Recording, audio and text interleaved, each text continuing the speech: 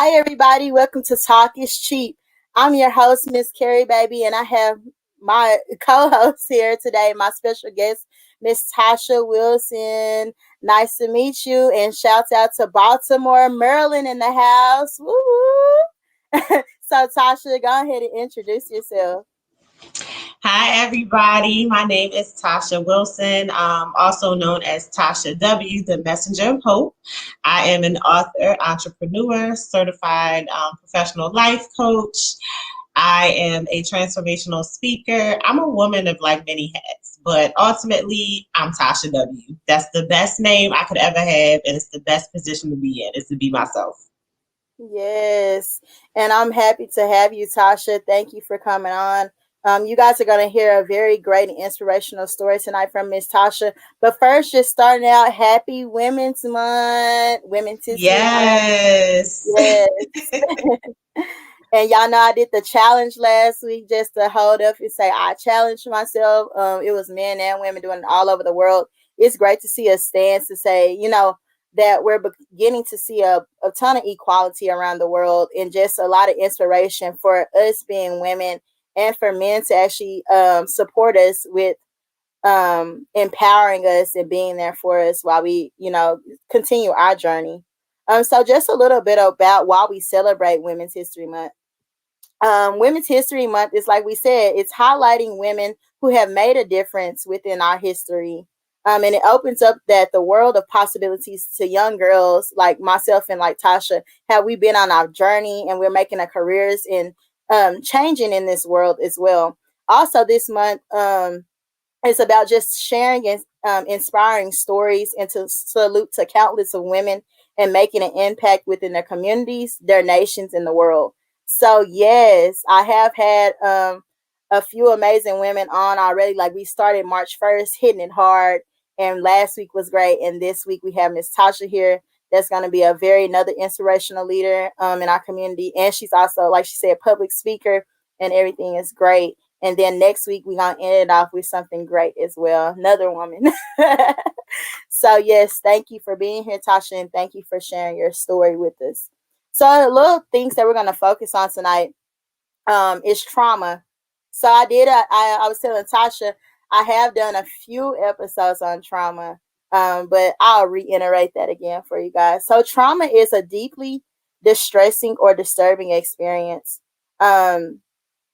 That's a personal experience that happened within your life. So trauma just comes from something that could be triggering you or something that happened to you that took a toll on you in your life that made it stressful during that time. And a lot of people are still dealing with their trauma. So you have your, I know I talked about this before, but we'll say it again. The three main types of trauma is acute, chronic, and complex. So acute is a trauma, something traumatic that happened in your life when maybe you were younger that still takes a toll on you now as you've gotten older.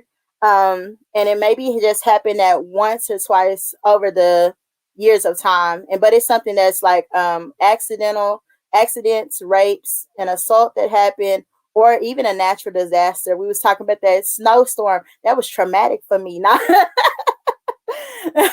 so it's just different things that goes through a person's life no matter how long it lasts. That's with acute traumas. And then which are more chronic traumas, this is like domestic violence, bullying. You have PTSD within this trauma frame of being chronic, and more exposure to extreme situations that have happened in your life and over time. And then you have your more complex traumas that have probably had various different types of traumas, but there are multiple experiences or events that have happened between you and a close person in a relationship that you were with, your child abuse traumas, your neglects, family disputes that may have happened that took a little more time to find a solution than most, and something that was just very distressing in your life that took a while for you to recover from, or you may be still recovering from that.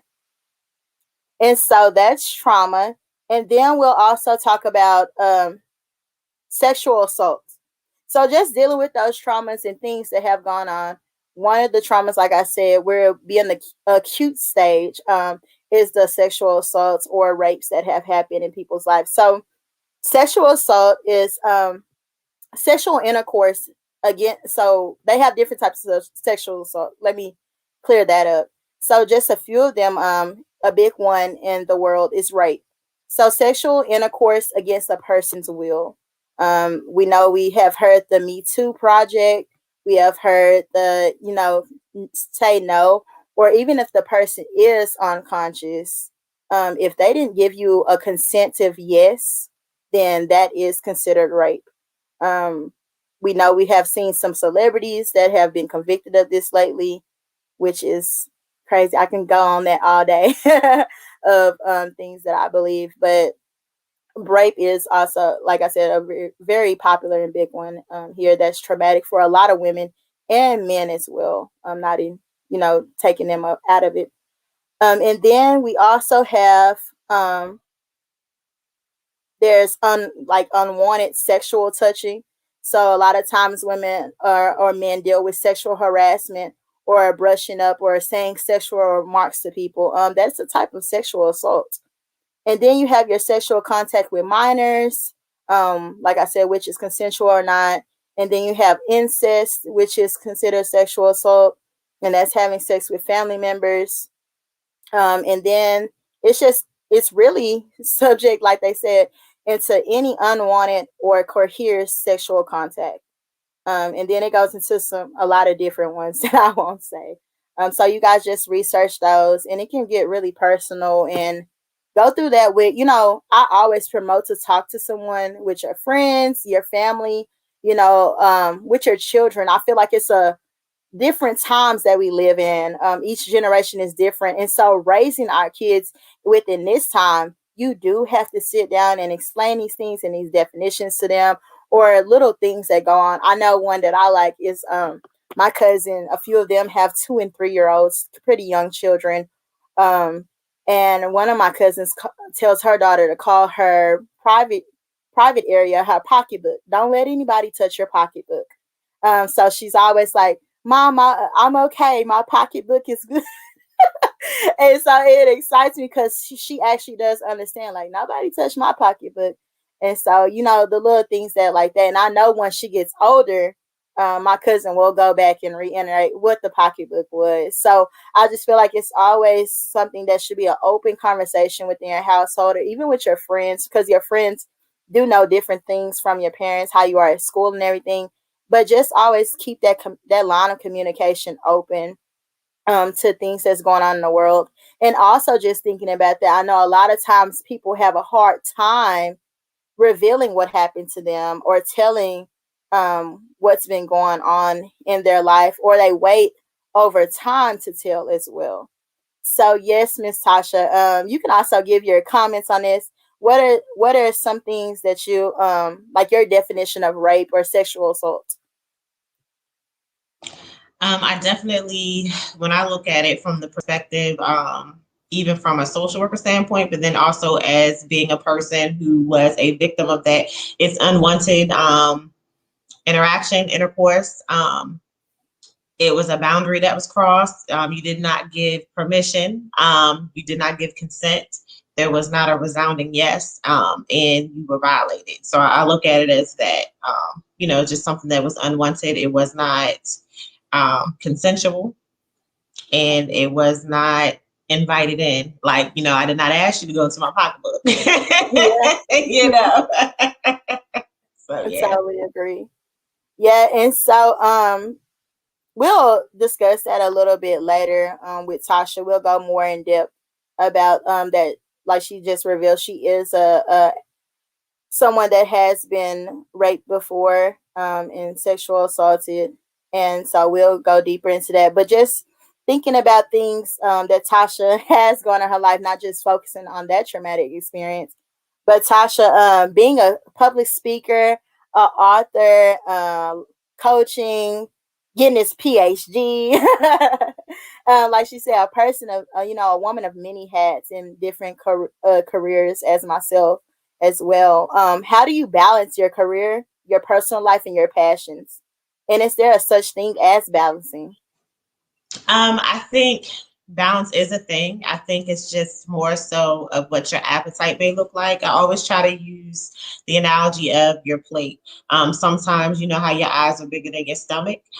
So a lot of us may try to take on a lot of things at one time with the, superwoman complex, and thinking that you can actually juggle it all at the same time when maybe you just gotta do different proportions and figure out what's most important in that moment and what needs your attention at that time. And so balance can happen. It's just that you got to reinforce boundaries too. You can't show up to everything. You can't say yes to everything if it means compromising what's important to you at that time. Like, what are you managing on your plate? Is it manageable? And if it's not, and it becomes more of a burden, then you got to kind of rethink your plate. What's on it? Why is it on it? Is it essential? And if it's not, what can you do to focus on it at a later time? Yes, totally agree. So just finding that, a lot of us can get overwhelmed Mhm. doing trying to find different things to do, or even during this time, like we was talking about COVID, maybe sometimes that job that you're doing is not fitting into what's Right. going on. Or like you like, oh, I want to start this new project. And I seen one lady that was like, well, this is coming out, or this new project's coming out, but things have been closed, like to get state mandated paperwork and laws and all this stuff going on. Or I know I've seen a little snippet. I don't really watch Married to Medicine. I don't know if you do, Tasha, but I see on Married to Medicine, one of the doctors and her husband are opening up their own practice. And she was like, it's been a long time coming because during COVID, she couldn't get those forms filled out. She couldn't get everything going. So I guess what I'm getting into, how did you navigate this year doing a lot of the different careers that you have going on? Yeah, so I think for me, so 2020 was a lesson for me.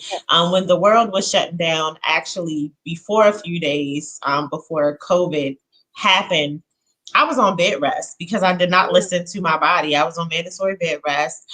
I was trying to do everything at one time, and I ignored what my body was telling me. So it took a big slap on the wrist for me to wake up. And so it's so funny because I'm like, ooh, reflecting now.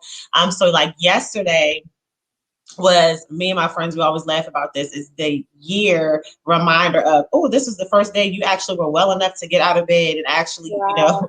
move around and do something. And I didn't realize how busy I was. So I was busy, but I wasn't necessarily productive because nothing was getting accomplished. I'm just moving and shaking and doing everything, going everywhere, being responsible for everyone, that I didn't give myself the time and care and attention that I needed. And so for me, I really had to learn that self-care was just exactly that. I can't care for anybody else if I'm not caring for myself.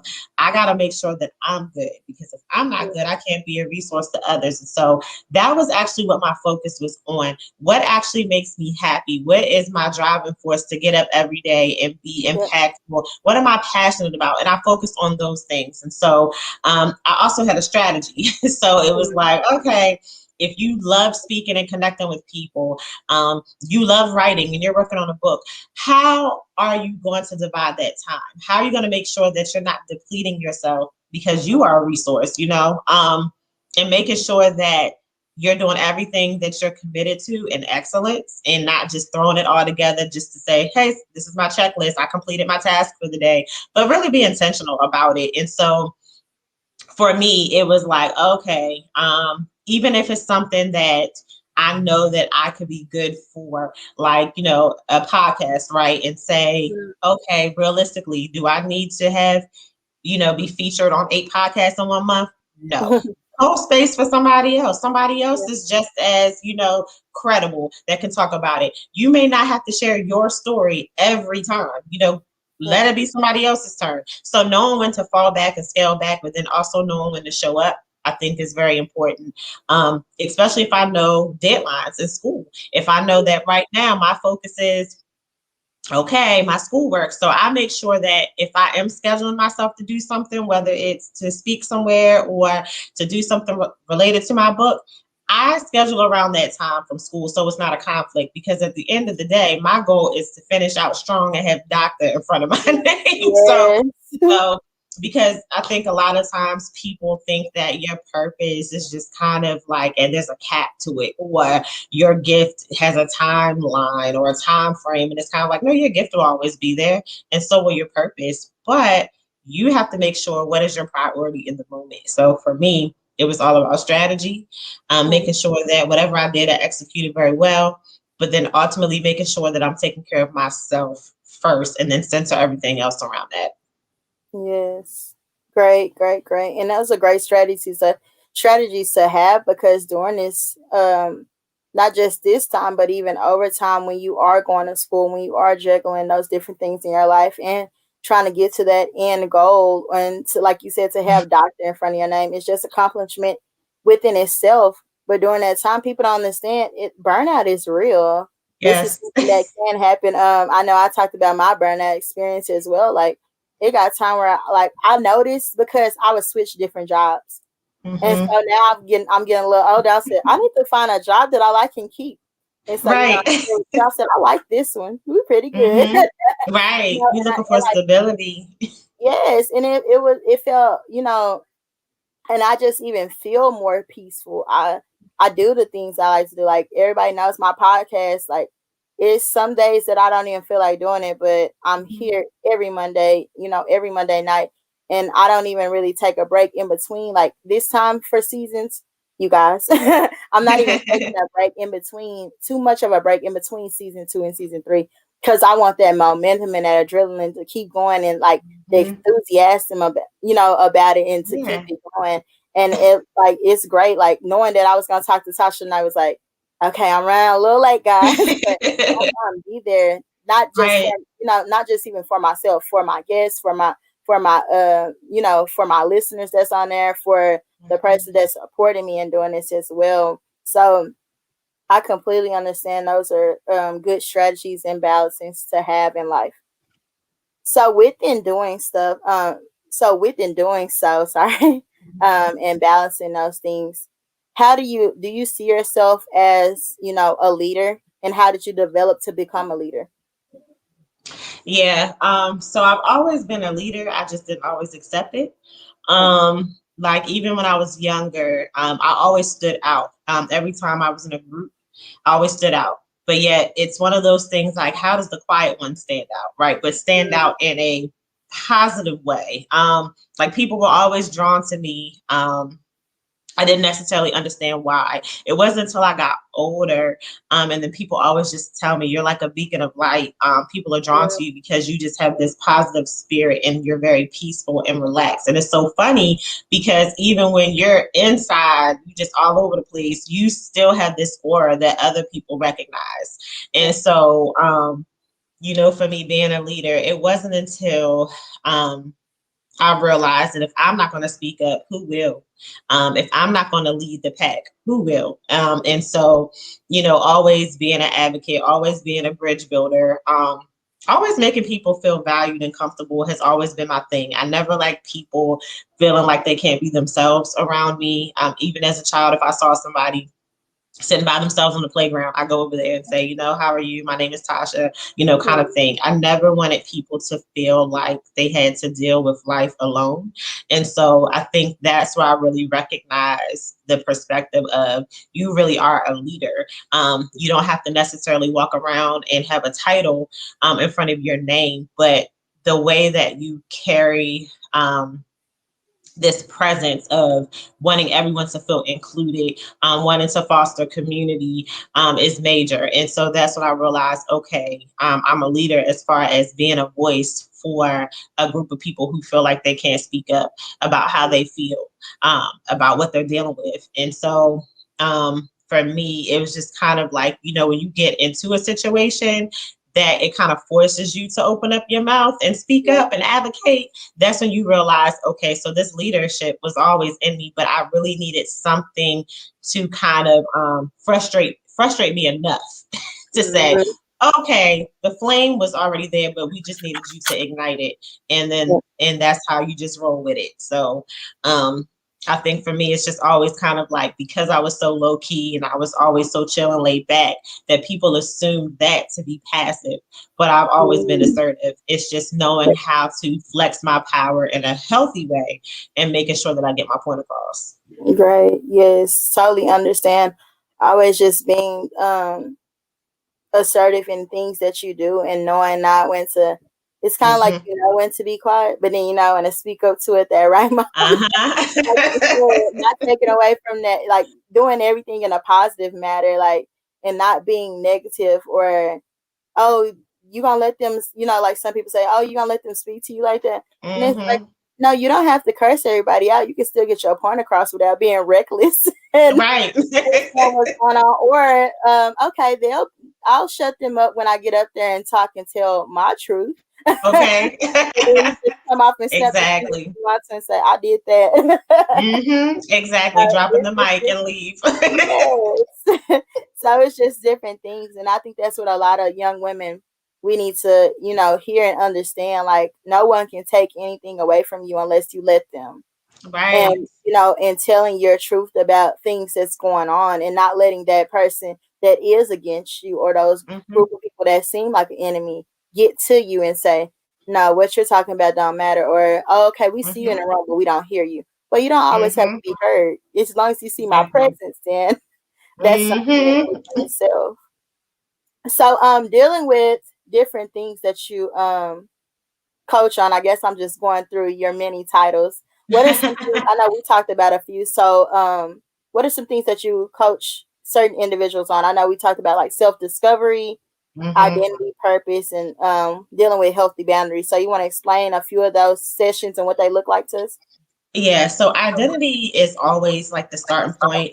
Um, Whenever I am coaching someone, one, it's just kind of like, how did they get to this point, and what was their aha moment? And so a lot of people always come to me because they're trying to figure out their why. Like they think they have an idea, but it's just kind of like, I think people miss the connection of who you are connects with your why. And it's kind of like, if you don't know who you are, then you're just out here and you're just kind of doing stuff just because, and you don't, it's just like, are you really making a difference? Are you really being beneficial? Or you're just doing something because somebody else is telling you to do it, or you're doing it because it looks good, but it may not feel good. And so, we got a lot of people who are in careers that they don't want to be in because their Yeah. family told them to do it, or society says this is what you should do, right? Um, but you have to really know, because once you know who you are, your why is never going to change. No matter the detours you deal with, the challenges you face,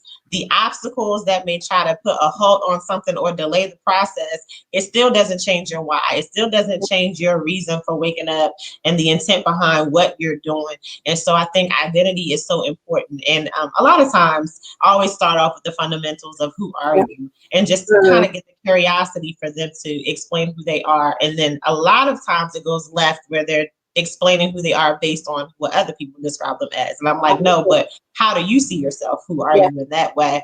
And I think that's important because it's not something we kind of sit in. We just kind of take on the labels that everybody else has given us or the qualities that everyone else has given us. But it's like, what is the evidence of that? So, if Mhm. somebody's like, oh, I'm super animated. And I'm like, well, do you believe that? That Mhm. kind of thing. Or is that just what somebody else has been telling you? So you just kind of took that persona on. And so Mhm. really being honest with yourself. So it always kind of starts off with that, and then really figuring out what you like and what you don't like. And it's okay to say what you don't like, because a lot of times not knowing who you are kind of leads into that people pleasing. It's just kind of like, oh, well, I don't really want to deal with confrontation, so I avoid it and I just do things to make other people feel good. And it's kind of like, well, Mhm. what's the root of you not being confrontational? Because people think that being confrontational means that you got to be aggressive and you got to just, be angry. And that's not what that is. It's all about really identifying the things that you like and that you don't like. Really. And if there's something that you don't like, you speak up on it and you communicate that effectively instead of just kind of sliding it under the rug and then keep it moving. Because whenever you don't address something or you don't deal with it, it's going to resurface again until you Mhm. actually have to deal with it. So Yes. get it right the first Yeah. time. Yes. Totally agree. Totally agree. Don't never let anybody, like I said, I think that comes from, like you said, how people see themselves, and Mm-hmm. then bottling up that, oh, well, that wasn't too bad what they told me, or Right. no, I don't really want to say anything. And then, like you said, here it is again. You're either getting walked all over, or now you're the person that's always angry and telling people off. Mm-hmm. Exactly. So it's just different. Like it goes hand in hand with certain things. So within building those healthy boundaries, how have you built healthy boundaries for yourself? Or what is your advice for people to build healthy boundaries? Well, one thing about me, I usually don't dish out advice unless I actually did it myself, because I Mm, just feel like experience is the best teacher. yeah, And, I don't want to give someone false information, right? Because I'm the type of person, I'm very practical, but I got to make sure that it's applicable first before I'm like, oh, do X, Y, Z, and so one way that I actually had to implement boundaries is by understanding the freedom in saying no. Understanding that no does not require an explanation. It is a sentence, no, period, and that's it. No, because that's my no. Like, I don't really have to explain anything to you, and I think a lot of times life will make us feel like we always have to overanalyze or over explain ourselves, or mm, justify our response. And so practicing no. And once you feel how freeing that is and weights have been lifted by saying no, it'll yeah, be easier than, to continually say that. And I always tell people, say no. If it's not serving you, say no.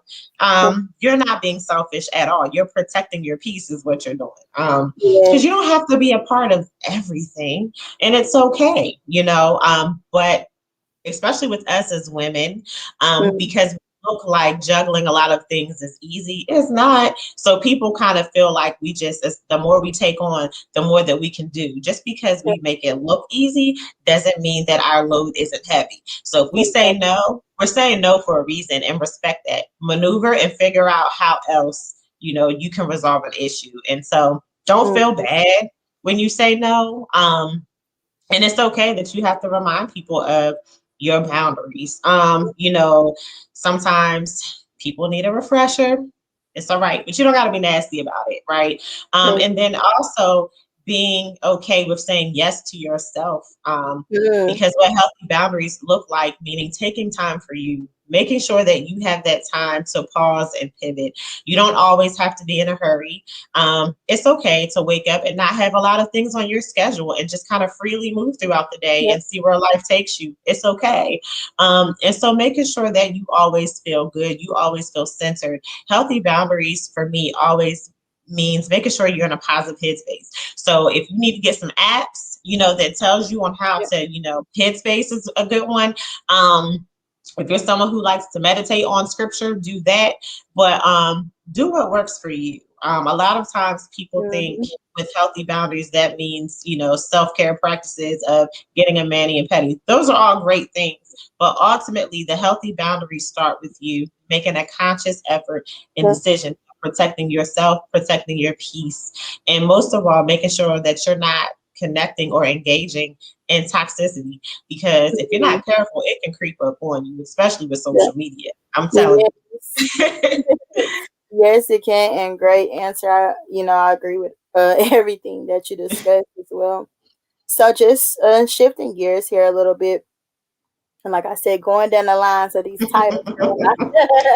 I love you, Tasha. But so with being a speaker, how did you get into speaking, and what are some of the topics you speak about? Oh, if I had it my way, I would not be a speaker. Mm, I am an introvert who operates in extroverted spaces. yes, one of a And kind. yes, and I always say that God has a sense of humor, has a funny way of doing things that in order for me to provoke change, he had to push me outside of my comfort zone. So my comfort zone is I'm hiding in the back, I'm letting somebody else do something, whatever it is, right? And God's like, no, but I need you to tell your story, because if you don't tell it, who will? Like, can nobody tell your story better than you? And Yeah. so honestly, it really wasn't until my sexual assault experience that I had got into speaking. and I became a member of RAIN, which is the Rape, Abuse, and Incest National Network Speakers Mm-hmm. Bureau. And you have to share your story. I've always been a writer, so I would write my feelings down and things like that, Yeah. but they wanted to hear from me. And so I'm like, oh, okay. And so sharing my story for the first time and seeing the responses I got, I Mm-hmm. knew that I was purposed to be a speaker. Other people, like, and I was sharing like clips and videos of, Wow. my story. And so many people that I didn't know, like on Facebook, on my friends list, they're messaging me and they're like, oh my gosh, I felt like I was the only one. I felt like nobody else understood. And just Mm-hmm. by me sharing my story helped them open up. Even Mm-hmm. sharing my story um, in my first book caused different family members to come out about their stories of having their own experience. They're like, Mm-hmm. I've been holding on to this secret for 13, 20 years. And by you being courageous enough to share your story with people you've never met, it made me say, you know what, why am I hiding? Why am I not saying anything?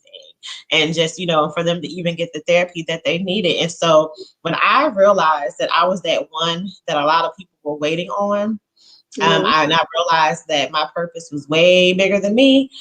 I was like, okay, I got to keep going. Because, once you turn back the page and you share a chapter of your life, you got to keep going. Yeah. You can't just, sit back and have your hands folded and be like, okay, I'm just going to keep it to myself. And like, even with the loss of my dad, I was 16 when he passed away. Mm-hmm. I even shared my experience of how I was prematurely put into a grief group, by school administration. I talked about Yeah. how that made me feel. I talked about how my mom was impacted by that, how my brother was. I talked about how the community kind of put us under this limelight and how that made us feel. I Mm-hmm. talked about that. And I think when people see it from the perspective of a 16-year-old Yeah. who's still trying to figure out who she is, right? And dealing with Um, all these extra barriers. And now yeah. as a woman saying, this is what I felt like at that time. And this is Mm-hmm. how you have to consider other people during their grieving process. It just made me speak up even more. I was a part of Kids Chance of Maryland. Where it's really a scholarship program for college students to share their story, to even talk about, their experiences of parents who were either injured on the job or they passed away on the job. And so knowing that I was a part of a unique population made me feel seen and valued. And so it's like, wow, I can really talk about my experience because most of the time, people are nosy. Yeah. How'd your father pass away? And, all of Yeah. that. And so being ready to hear their reaction, because it's not like one of those typical, oh, Yeah. oh, he was sick or anything like that, or it was an accident. No, it wasn't one of those. So knowing that your mind is guarded enough to be okay with how someone may react is the Mm-hmm. first thing before you are even open to share your story, because people are going to respond differently and you Yeah. have to be okay with that. And so once that skyrocketed, I was like all over the place talking. And Yeah. so, just sharing my story on different platforms. And I just knew then, okay, not only am I talking about grief and loss, I'm also talking about self-love and self-worth. I'm also talking about how my identity was altered based on my circumstance and how I had to rediscover who I am. I also talked about how a lot of that really catapulted me into purpose. So I encourage others to do the same. Don't look at pain as like a death sentence, because Mm-hmm. actually pain is the starting point of living again, existing. And so those type of things. So I really kind of talk about all those things and really using my life as a testament on how I can speak on different topics to be well versed in. Okay. Great, great, Tasha. And that's what we're here for. To share, inspirational stories and know, like I said, I mentioned the Me Too project. So just being Mm-hmm. along and saying, like you said, that happened to me too. Wow, she can share hers. Let me come out and share mine. And Mm-hmm. you never know what people are dealing with when you do Yeah. express that's going on, or you do have that confidence to tell what happened. And a lot of people might even be surprised to say, "What?" Like you said, "What that happened?" Or "How did this happen?" Or "What Yeah. was yeah?" And we'll Mm-hmm. do a little bit. But so just thinking about things that you went through with so what was your traumatic experience and things that happened in your life? So I'll start with the sexual assault. Especially with this being Women's History Month, I think it's very important to start with that one. So I was a freshman in college. And if anyone has seen like Four Color Girls, my story was kind of similar to that. It was somebody like an acquaintance, should I say, because they weren't really a friend yet. I was always the person that always saw the good in people, so I just didn't think anyone would do something like that. And so we had mutual friends and all that, so I figured this person was okay. They were cool. And so how it was in college, you always had a buddy, and so my sweet mate was dating this person's friend, so I was the buddy. Like, okay, girl, you can't walk by yourself. You always have a buddy, kind of thing. And then we were like the lookouts, if you will, to make sure that nobody's breaking curfew and all that kind of stuff. And so we always had a mission. There was nothing that cause any type of confusion. We always knew we ain't nothing. There's no traction, none of that, right? We're just here to do our job. We are posted up and make sure these people are doing what they're supposed to do. Okay, great. Keep it moving. But I guess one day, I guess he had amnesia. I don't know. As a side note, I used to be that person too, and then I used to kind of like get people that was walking along, be like, I used to sing like a little song. If you don't have a buddy, you don't need to be out. Like, okay, buddies are important. And then they had the stories about walk of shame and all that stuff. Listen, I'm telling you, like, and so, and see, for me, I grew up around a lot of guys too in the family, so they always like, don't walk nowhere by yourself. So, and so one night, and this is how like I even look at it now, I'm like, yeah, it was premeditated, clearly. He, when it was like close to the time that, okay, let's make sure our friends, y'all get yourself together, come on, all right, we gotta go. Where I would send that infamous text like, okay, girl, you got like 30 minutes. He blindsided me basically, and he pinned me on the bed. And so when he pinned me on the bed, I'm like, what are you doing? Like, no, like what? What are you doing? And so he pulled down his pants, of course, and then started to pull down mine. So then that's when I started screaming. I'm like, get off me. What are you doing? And he puts duct tape over my mouth to silence me from yelling. That's how I knew it was premeditated. Yeah, he was thinking about doing it. Exactly. And who knows how long, right? But what I also learned in that moment, once he taped me, my mouth and pulled, still having my hands pinned back, as he had his way with me, it also let me know that this wasn't something new, that this is something that he's accustomed to. This wasn't his first rodeo. And so as I'm sitting there, I'm like crying, I'm mad, I'm frustrated because it's just like, how dare you have the audacity to take something that doesn't belong to you? Wow. Like, and so, once he got done, he took the tape off my mouth like nothing happened. Put his little pants up, and then gonna say, if you say anything, I will kill you. And he's like, my father is a cop, so I know how to cover and protect myself. And after he did it, him and two of his other friends actually like stalked me for months to make sure that I didn't tell anybody, make sure that I wasn't around new people or doing anything different. It was bad. Like from that experience, I actually dealt with PTSD because I always kept thinking somebody was watching me, always kept thinking somebody's hovering me. It was like, even, people walking too close, like, what's up, kind of thing. And for a while, I shut down. I got depressed because it's like, I'm really afraid. Like, if I tell somebody, he's really going to do something. That's what I thought.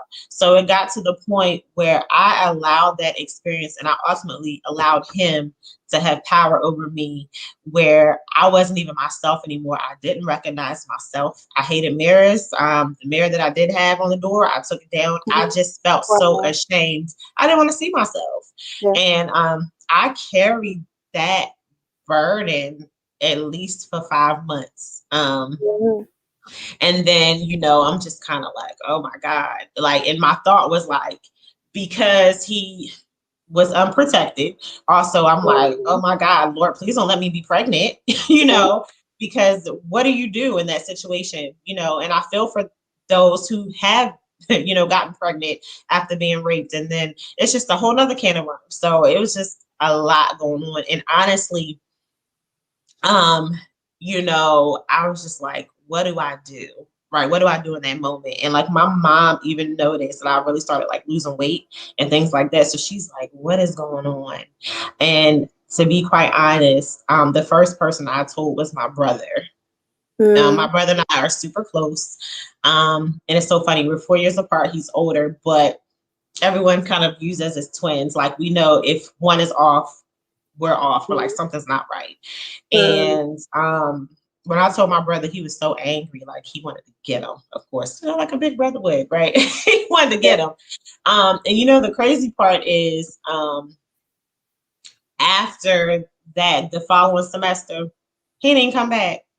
He got kicked out. Academic dismissal, got kicked out. So that was another piece, not really having closure, if you will, right, after the situation. It's like, what do you do? So it's crazy. So I actually had to get to the point of being okay with not having the closure I thought I would get, as in having to face him and address him and even getting an apology. And, years have passed. And, when somebody is consistently doing something like that, he probably don't even remember. He ain't thinking about me. So it was like, why am I going to consume my life with that, right? And so the following semester, that's actually when I really started working on my healing process, like going to therapy, and saying, all right, Tasha, this is silly, because when are you going to start living for you? Like, how long are you going to allow this to consume you so much that you're no longer identifiable? What are you going to do? And so I had to really say, you know what? Get back into, like I said, therapy, really have a heart to heart with God. Like, if you really love me, why did you let this happen? And really be honest. Like, I was angry. I was upset. And I'm just like, why? Like, what is the purpose of all of this? Being upset and, really having to be okay with whatever he revealed to me. And so it was a lot of soul searching. Hasn't been an easy process. No, I got and did in relationships afterwards, because in my mind, even though I was working on the healing process, I still didn't think I was good enough or adequate enough for a man of substance to love me. Like, it just was kind of like, am I that damaged that a man is even going to want to deal with this baggage that I'm carrying around? Because it's a lot of things that come with it, and so I settled. And like I said, they were not helpful for anybody. It's a waste of time. And so I actually got tired of accepting the bare minimum. So then I made the intentional decision to be single and really, really heal and say, you know what? Being in a relationship really doesn't define me either. I'm not happy because I have to work on self. I can't expect a man to make me feel whole. Only God can do that. And I really worked on myself. I intentionally became single. It's been, let me see, 7 years. And then I finally got to a place last year that I became open to say, you know what, I'm ready for a relationship and I'm open to a good man, wanting to take me out on a date, wanting to actually get to know me, but I'm also going to be upfront with my story. So that way I know early on, if you can't handle it, let me know now. And it's okay, no hard feelings, but my story is a part of who I am. It's not who I am, but it's a part of my journey. And so you got to be okay with that. And just because my baggage may look different from your baggage, we still have baggage. Yeah, totally agree. And thank you for sharing, the story about your traumatic experience in sexual assault, Tasha. So just going into, you hit a little bit on your counseling. How long were you in counseling? And what were some things that was discussed during your counseling session? So I was in counseling for a year. So it was a mixture of one-on-one and then group counseling. Honestly, I didn't really like the group counseling. And I think it's because we were all on different stages of it. So it just kind of Mhm. made things a little difficult, and a lot more traumatizing because some people just weren't ready yet to really acknowledge it, right? And so it's kind of hard when you have all of us looking at it from a different lens in one group. And so it's just kind of like, this isn't helpful, you know? And so that's when I made the transition to do the one-on-one. And so for me, it really started with things, even going back into, you know, why are you okay with bare minimum when it comes to Mhm. relationships and things like that? So we talked about that. And then it really got to the root of it, which was abandonment. When my dad passed, I didn't deal with that Mhm. abandonment and I allowed that seed to grow into the relationships that I accepted because it was kind of like, do I really want to be all in with someone Mhm. just for them, you know, and then wow, they leave me and then now here's another loss I got to deal with? Or if Wow. it's okay to just be okay with settling so that way the loss isn't that great if the relationship ends. And not Mhm. realizing that it was a part of my self sabotage process. It was just kind of like in my mind, I'm thinking, oh, this is healthy. Far from it. It's just kind of like, Yeah. like, girl, you got to deal with that. And so, really accepting the loss, accepting that my dad physically was not coming back.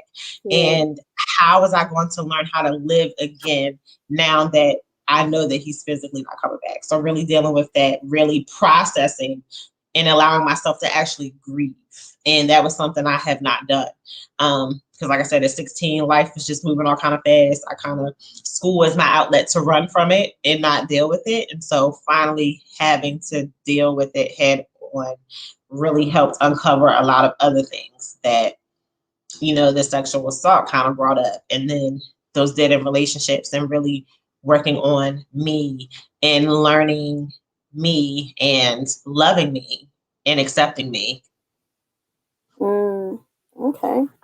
So going into with your dad, so Mm-hmm. you were 16, so this is prior to the Mm-hmm. in college, the sexual assault. So yeah, what I guess we're like we the nosy people now. Yeah. What happened with your dad and what things were going through your head while this was happening? Yeah, so let's see. So just to kind of do the timeline to capture, I was 16 when my dad passed, and I was 18 when I was sexually assaulted. So it's trauma on back of Okay. trauma. 16.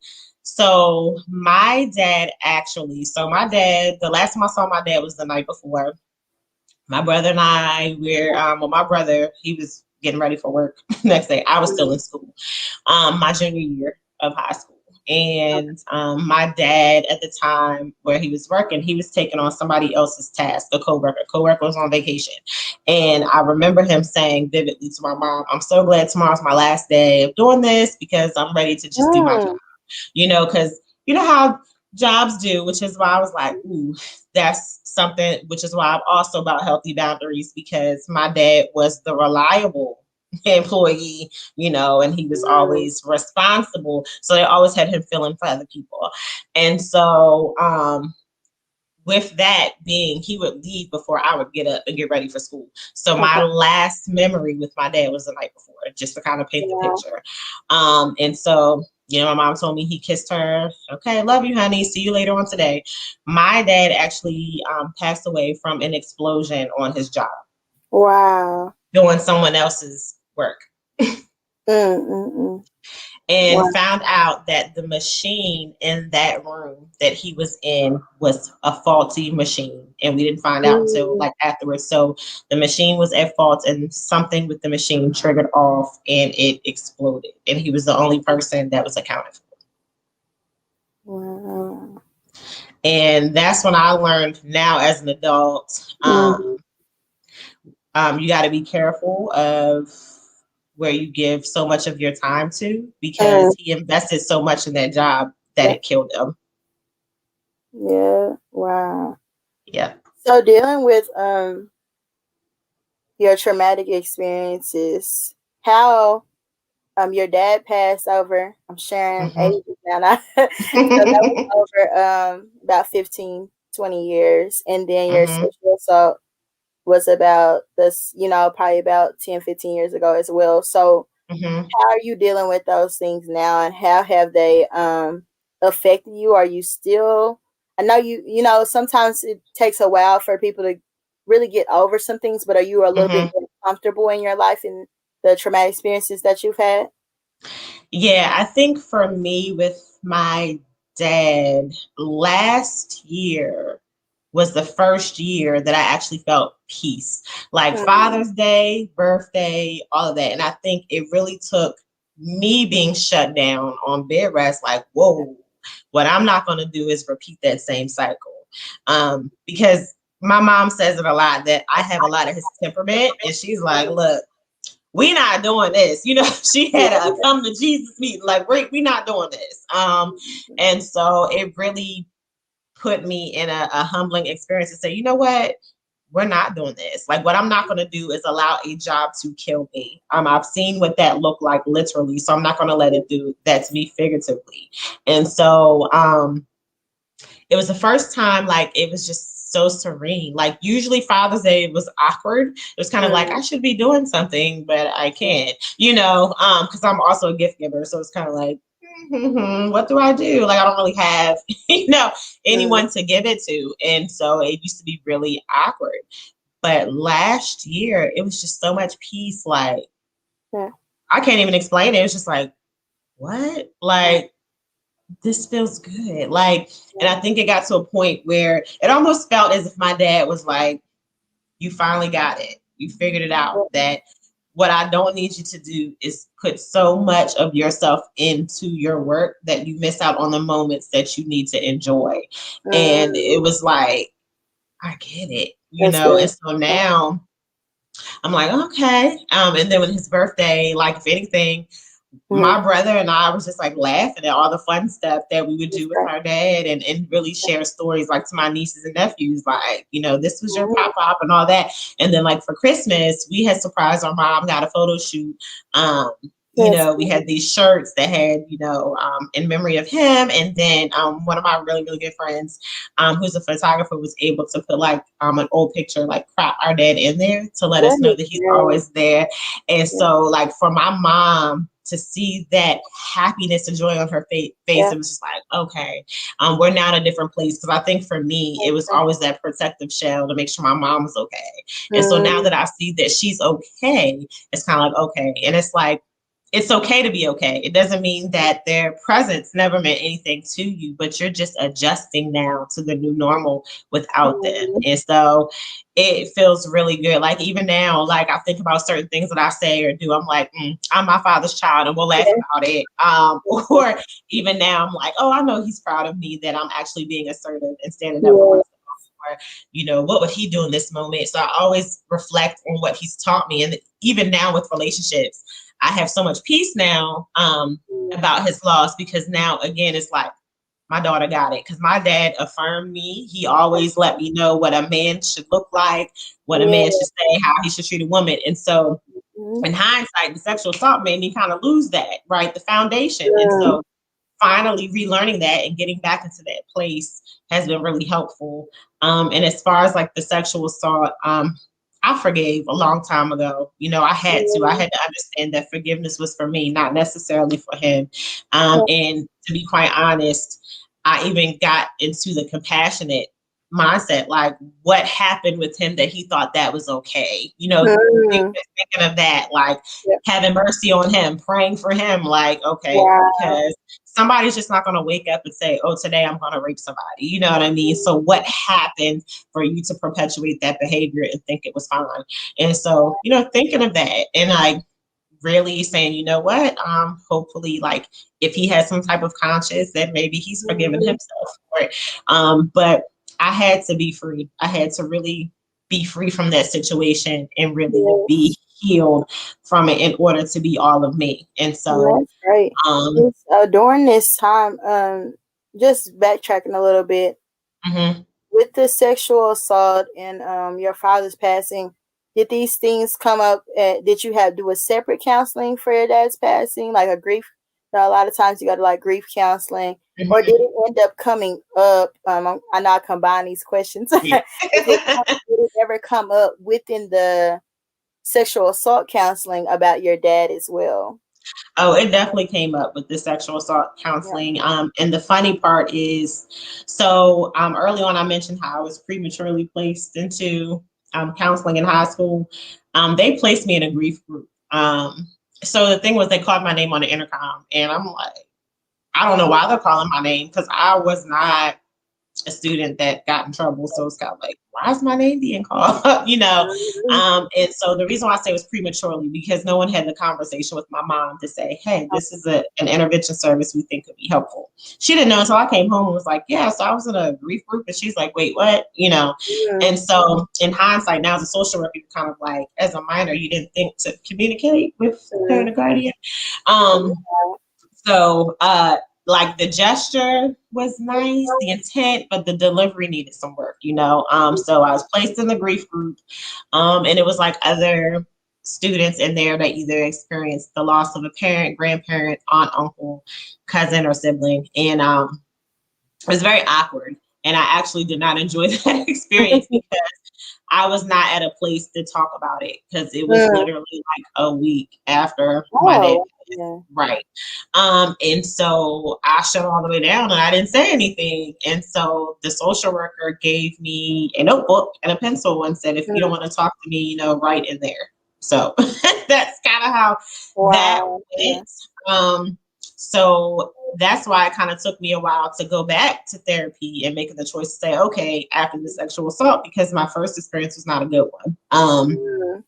But in that therapy session with the sexual assault, that's when they brought up, my relationship with my dad. They asked, so how's your relationship with men in your life in general? And, they asked about my dad. And then that's what's like, well, actually he passed. And so then it kind of stemmed with the, oh, well, did you grieve? And, all that kind of stuff. And realizing that I never did. So it all kind of intertwined there and all of that. So what I appreciate about that experience is that the therapist was more intentional. It wasn't forced. It wasn't like I'm just here to do a job, but it was really like I'm here to help and support you. And let you guide the conversation and navigate. And I'm just kind of taking your lead. So that was the most helpful and insightful. And I think that's what really said, about the help and profession that kind of gave me leeway to help others out in that way.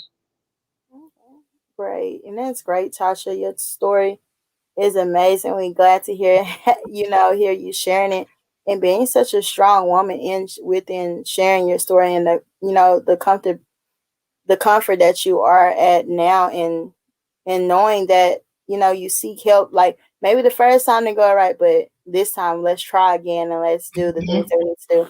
And having that sibling or that close friend to talk to is always helpful as well. Yeah. And knowing that being a strong woman too doesn't mean that you're not going to have times or your days that are tough.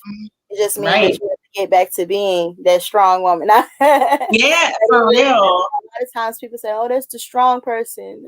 That may not happen to them, or they'll figure it out. And it's like, no, I need that support and that help as well. And knowing that I'm here to seek it. So just everything that's going on, how are things now? And I guess I'm going into, you are the author of 3 amazing books. Like I said, I'm going down a line without the accolades. I'm going down a line. I'm assuming without the accolades. Nah. Hilarious. Amazing. So with your 3 books, I guess you can just give us a little bit about of course, the titles of them and everything, and what they're about. And then what we can look for from Miss Tasha Wilson in the future and everything that's going on. Sure.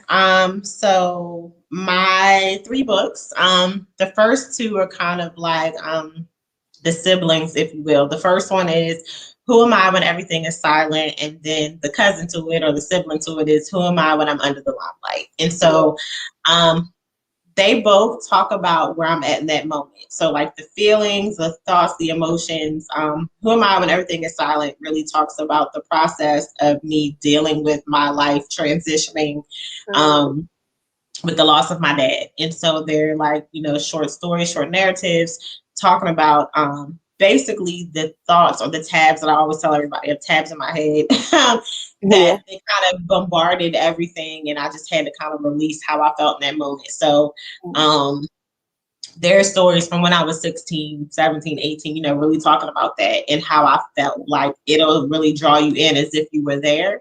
And Okay. then Who Am I When I'm Under the Limelight talks about um, the responsibility that others try to place on me because with the death of my father and how he passed, people felt entitled to Mm-hmm. be in our business, our household business. So it was just kind Mm. of like, because we always like small knit community, nobody really cared about what we did. But the moment Okay. that happened, because it was like on the news, front page of newspaper, like all of that, so then people Yeah. just kind of felt like they had to be able to keep up and figure out what's next, what are they doing? And so talking about the limelight that we didn't ask to be in and how that made us Mm. feel. Because sometimes people don't really understand how intrusive they really are. Just because this happened doesn't give you the right to be all up in my business with everything else. And so really understanding that balance of privacy Yeah. without creating a barrier and, keep people out if, per se. So that really talks about how do I get my power back of still safeguarding things that are important to me and my family without people feeling like they have to be in the know. So Yeah. that's what that part is. And then the most latest book, I actually published that on the death anniversary of my dad in his Okay. honor because for me, that was such a pivotal moment that I really feel like now, um, if that didn't happen, I probably would have continued to live in my dad's shadow and never Mm. discovered Tasha, and I would have Okay. never discovered my purpose. And so I always go back to that as a starting point of me figuring out who I was. Yeah. Because my dad was always my go-to. If I need something, oh, I'm gonna go to my dad. I have a question about, oh, my dad will fix it. Mm. Yep. That's how it Yes. was, right? I So it am almost, my daddy. yeah, I was daddy's girl, legit. So, Yes. yeah, and so that book is called Recognize Your Opponent When Your Greatest Enemy Is Your Enemy. And it really Mm. talks about the thoughts that hold us captive, the labels that we allow people to place on us, the identities that we take on, the persona, and then really talking about the conflict it causes when it's not your authentic self. So really challenging you to break the boxes that society places in, other people have places in, and even the boxes we place ourselves in, and really stepping out of that level of comfortability and really live life fully and fearlessly. And so with that book, it actually has like strategies at the end for people to, take with them because I'm just a person, if I'm going to share, I'm going to help you execute it and apply it to your own personal life.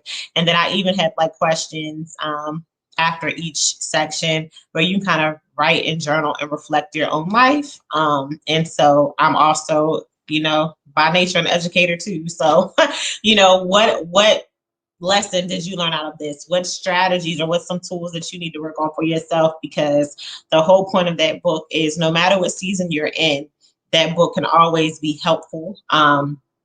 It can always be something that you carry with you. It can always be something that you reflect on and say, wow, I've overcame this, or wow, I've noticed that I've evolved from that. And so that's the whole point, because we should always desire to grow and not be stuck. And so that book has actually been the most successful out of all three. It was actually introduced on Johnson C. Smith University. And so freshmen and sophomore students in the social work department have a copy of my book. I'm known as the girl in the box at that campus. And they're like, I was actually supposed to go last year, but COVID for an author session. And so, yeah, till this day, people are still talking about that book. So I love it. That's great, Tasha. And where can we get your books from? Amazon. If you look up Tasha Wilson, Tasha W, all of my books will show up on my author page on Amazon. Also, my website is another way, www.tashaw.net. And all of my books are listed there.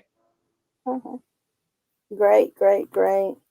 So just wrapping up, Tasha, it was amazing to have you here to talk about, your many accomplishments and your and accolades during this time as well. And then also just your traumatic experiences with sexual assault and the loss of your father. And just seeing how strong of a woman you have came and like I said, during Women's History Month, these things have happened over time and we're thankful that you can come and share that. So just wrapping up, any last words and encouraging things you like to say to the viewers? Sure. And I'm also going to tag on to, I see a question in there about how easy or Yeah. difficult is it to love yourself. I'm going to Mhm. include that in my words of inspiration. Um, so the only way that you truly can love yourself, right? Um, and for some it depends on who it is, easy, difficult, it's how open you are to the process. Loving yourself is not a one-stop shop, it's a continual journey, just like healing is. And just like finding freedom, it's a continual journey. And I think honestly we have to understand that loving yourself, your process is going to look different from somebody else's. And so depending how open you are and how willing you are will determine how easy or difficult it can be. But a great starting point is combating negative self-talk and using affirmations. Like, so for me, I have an affirmation wall. I have quotes, I have scriptures, I have things that breathe life into me, because even if I didn't believe it, if I continue to say it, I continue out loud now, continue to say it out loud and continue to process that daily, then I start believing it. So then I start exuding that in my walk and my talk, how I carry myself, how I interact with other people. And so knowing that it's a continual thing, because we're so bombarded with negative talk that we've got to start speaking life into ourselves, and we Yeah. got to really see us for who we are, which is a beautiful masterpiece. No matter what your past looks like or what you're dealing with in the moment, it does not change your worth. Your worth is something that is going to remain the same, and you're priceless. And so loving yourself is Yes. not going to be a walk in the park. I will tell you that it requires work, it requires intentionality, but it Mhm. also requires vulnerability, which is a word that everyone doesn't like. And so, a strong woman also means being vulnerable, um, acknowledging, owning, and embracing your feelings, all of Yeah. it. And so, my words to everyone is one, know that, the life that you have experienced is just a part of who you are, but it doesn't make Mm, you who you are. Always believe in yourself, always understand that your life has purpose and value, and always know that who you are doesn't change in the eyes of God. Like, mm, you're always going to be worth it to Him, you're always going to be priceless to Him. And so, no matter what you deal with in life, just always remember that it doesn't change how much He loves you. yes, great and well put, Tasha.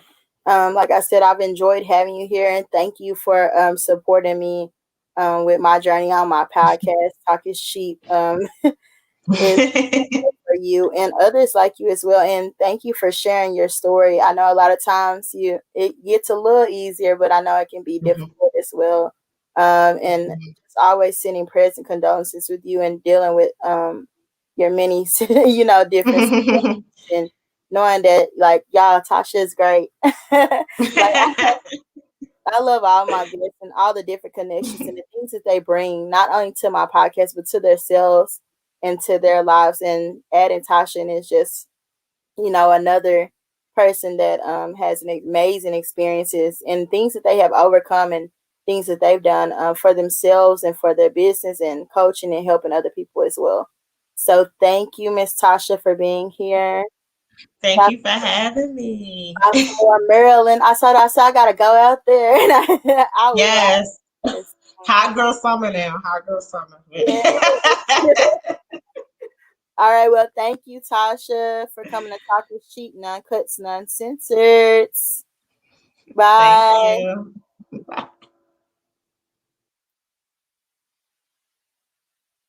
All right, everyone. So just wrapping up and reiterating Miss Tasha Wilson's story. Like I said, it's an amazing story for her to get here and tell her experience with sexual assault and other traumatic experiences that she's witnessed within her life.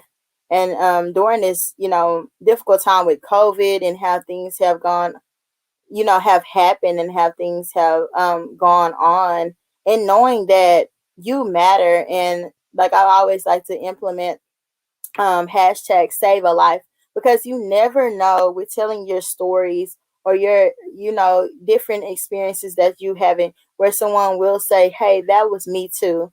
Or these are the things that have gone on in my life, that just from hearing Tasha's story or just from hearing someone else's story or listen to Carrie's podcast, that this has helped them, become, help them who they are, and taking that accountability or feeling empowered to tell their story as well. So, like I said, I just want to thank Tasha for coming on.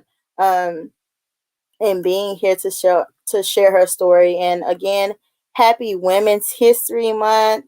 I love you guys and empowering us. Like I said, take the challenge, take the stand, and to be there and embrace and empower one another and tell your story. You like to be a guest, you can contact Podcast of Dallas info@gmail.com. Shouts out to all my guests that have been on. Thank you, Miss Tasha, again for being here, and also just building those lifelong connections. And thank you guys for tuning in. This has been Talk is Cheap, none cuts, none censors. I'm your host, Miss Carrie, baby. And thank you. See you guys later. Bye.